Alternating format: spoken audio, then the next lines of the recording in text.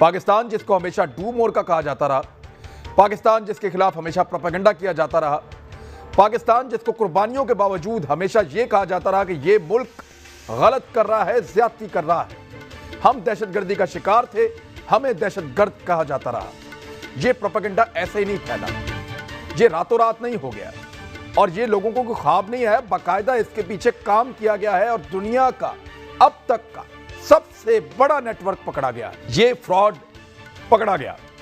अगर ये फ्रॉड किया होता चीन ने या इससे ज्यादा भी किया होता या रशिया ने, तो दुनिया में इस वक्त भूचाल आ गया होता।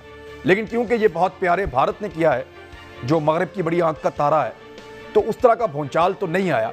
लेकिन आप क्या एक्सपेक्ट कर रहे हैं इसके बाद? जो 2005 से ये चीजें लेकर चल रहे थे, क्योंकि ब्रसल और जिनेवा ये इनका मरकज पॉइंट था, क्योंकि ये दोनों मुल्कों से ये ऑपरेट करते थे ज्यादा। और ये जो पाकिस्तान को गिलगित बल्तिस्तान, बलोचिस्तान, कश्मीर, इन चीजों को कनेक्शन में लाकर इसके पीछे अभी आप इसके ऊपर एक और रिपोर्ट आने वाली है, उसमें आप मजीद देखेंगे जो लोग ये पहली रिपोर्ट में आए थे, इससे भयानक लोग अभी बाकी हैं। और इसमें जो आपने कहा इंडियन रॉ, ये अभी हमें अपने मीडिया चैनल पे खुला के बात करनी चाहिए।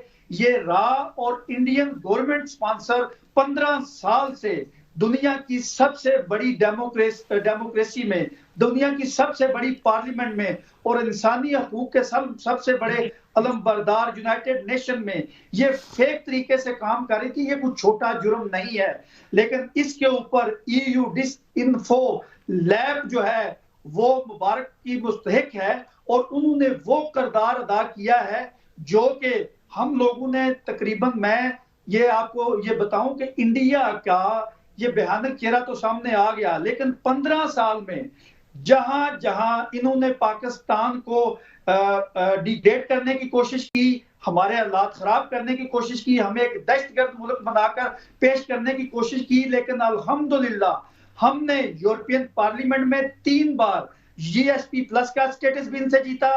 2011 में यूरोपियन पार्लियामेंट में मास ग्रेव यानी कि गुमनाम कब्रों के ऊपर करारदाद आई। 2019 में यूरोपियन पार्लियामेंट की ह्यूमन राइट्स कमेटी में हमने कश्मीर के ऊपर हियरिंग कराई। इनके बावजूद ये हमारी कामयाबियां हैं, लेकिन अनफॉर्चुनेट ये जो जितना बड़ा इनका फेक नेटवर्क पकड़ा गया है, एक बात के साथ मैं आपके एग्री हूं, अगर ये पाकिस्तान या चाइना या किसी और मुल्क का होता तो इसका प्रोपेगेंडा बहुत ज्यादा होता। लेकिन अभी भी हमें इस यहां पर रुकना नहीं है। हम जहां जहां रह रहे हैं, पाकिस्तानी यूरोप के 28 मुल्कों में है, यहाँ की पार्लियामान के अंदर है, यहाँ की म्युनिसिपैलिटी में है, यहाँ की सूबाई असम्बलियों में है, अभी हमें ये तहरीक लॉन्च करनी है, बल्कि हम कर चुके हैं। प्लेटफॉर्म है जहां से भी पाकिस्तान आवाज उठा सकता है, ये पाकिस्तान को लेके जाना है इसमें। और नंबर 3, मेरा अपना ख्याल ये है कि UN में भी ये केस जाना चाहिए पाकिस्तान का, ताकि वहां पर भी नॉट ओनली कि ये पाकिस्तान के खिलाफ था, भारत के अंदर जो गंद किया जा रहा था उसको छुपाया जा रहा था, बल्कि जो कश्मीर के हवाले से जो कुछ हो रहा है वो जो छुपाया जा रहा है, जिसमें इनके साथ कोलिजन भी है। ये भी मत भूलिए कि इनकी सपोर्ट जब आप देखेंगे इन द लॉन्ग रन आपको समझ आएगी। इनकी सपोर्ट है, रॉस को सपोर्ट कर रहा है MI6, सपोर्ट कर रहा है CIA, इसको सपोर्ट कर रहा है मुसैद, क्योंकि ये सारा एक नेटवर्क मिलकर पाकिस्तान के खिलाफ काम कर रही है। अब इन्होंने चीन के खिलाफ शुरू किया है, लेकिन चीन चूंकि इस फील्ड में काफी आगे है, उनके लिए मुश्किल है काम करना। और पाकिस्तान के लिए ये चीज लेके हमें पूरी दुनिया में लेके जाना है। और जिस तरीके चौधरी साहब ने बड़ा काम किया, अल्लाह ताला उनको सेहत तंदुरुस्ती दे, इस किस्म के जो हमारे दोस्त पाकिस्तान के बाहर लोग मौजूद हैं, उनको हमें पूरी तरीके से बैक करना चाहिए इस पर। क्योंकि अगर ये हमने मौके यहाँ पे ढीलापन दिखा दिया हमने कोई, तो याद रखिए पाकिस्तान के खिलाफ एक और नैरेटिव आजकल जो तरतीब दिया जा रहा है, जिसके अंदर पाकिस्तान के लोग इन्वॉल्व है। इसमें अगर आप देखिएगा तो एक हमारे सियासतदान जो लीडर भी हैं, उन्होंने एक हायर की थी कंपनी अमेरिका में परसेप्शन बिल्डिंग के लिए। अगर आपको याद हो, आज से 2 साल 3 साल पहले वो भी आपके होनी चाहिए, वो भी इनके साथ मिलकर वही काम कर रहे हैं। क्योंकि पाकिस्तान का नैरेटिव क्या है कि पाकिस्तान को अगर आपने तबाह करना है, पाकिस्तान के अंदर तकसीम डालिए, पाकिस्तान की जो स्ट्रेंथ है अवाम को फौज से दूर कीजिए, फौज के अंदर तकसीम डालिए, फौज को तबाह कीजिए, पाकिस्तान को तबाह कीजिए। ये तो दोनों के साथ जो सबसे बड़ी गद्दारी करने वाले लोग थे, यही लोग तो थे पख्तूनों के खिलाफ जो काम कर रहे थे, यही लोग जो थे जो दरपर्दा टीडीपी पाकिस्तान को सपोर्ट कर रहे थे। अब जब इनको देखा कि वहां से शिकस्त हो रही है तो इनको यहां पे लाकर पीडीएम के उसके ऊपर प्लेटफॉर्म पे पेश कर दिया। और ट्रेजेडी ये है कि हमारी मेन स्ट्रीम पॉलिटिकल पार्टीज हैं, वो अनजाने में या जानबूझकर उसको सपोर्ट करने लगी हुई हैं। अब इनको आहिस्ता आहिस्ता समझ आ रही है कि फाटा के मर्जे के खिलाफ क्यों थे वो, फाटा के अंदर क्यों। अगर आपको याद हो पिछले ये इलेक्शन से कुछ अर्सा पहले एक बाकायदा चौकी पे हमला हुआ, उसको क्या स्टोरी बना के पेश की गई थी, पूरी दुनिया उस स्टोरी की सपोर्ट में आ गई थी। तो ये एक बड़ा नेटवर्क इससे बड़ा है, मैं आपको बता रहा हूँ। और पाकिस्तान को नॉट ओनली दैट कि हमें इस पे हमारे अपने भी हमारे पास ऐसे एक्सपर्ट्स मौजूद हैं, हमारे आईटी के सारे हैं, all this Pakistan can also do. लेकिन अब चूंकि ये सारा कुछ ओपन हो गया है तो पाकिस्तान के लिए मुश्किल होगा, लेकिन इन हकायक को पूरी दुनिया के सामने बार बार लेके जाना है। अपने जो हमारे वीक स्पॉट्स हैं हमें उनको फिल करना है। जनरल साहब, ये बड़ा कॉम्प्लेक्स ऑपरेशन था जो भारत ने किया है और इसको बहुत फैलाया है। 116 मुल्कों तक उनकी ये कैंपेन गई है। चौधरी साहब, मैं आपके पास आ रहा हूं, आप कह रहे हैं कि इसका अभी फर्दर कुछ और चीजें खुलेंगी और ये जो चीजें इस इंडियन क्रॉनिकल्स के अंदर लिखी हुई हैं, ये वो चीजें हैं जो आप बड़े लंबे अरसे से कहते जा रहे हैं और आपके बोलने की वजह से ही ये जो जाली मीडिया आउटलेट्स थी, इन्हीं के अंदर मैंने देखा आपके खिलाफ भी खबरें छपी हैं, यानी आपसे काफी तकलीफ रही है उनको, श्रीवास्तव ग्रुप को। मैं ये जानना चाहता हूं कि चले इंडिया ने तो वही किया ना जो उसको करना है, वो पाकिस्तान को दुश्मन समझता है तो दुश्मनी करेगा।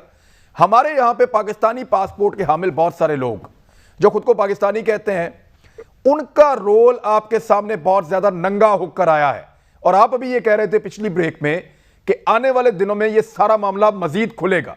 तो मुझे बताएं क्या होने जा रहा है, कौन कौन है? देखिए, एक बात तो मैं आपको बताऊं कि इसके जैसे अभी जन साहब ने कहा, ये पीटीएम जो है, पीटीएम भी जो है इसी ग्रुप का एक हिस्सा है।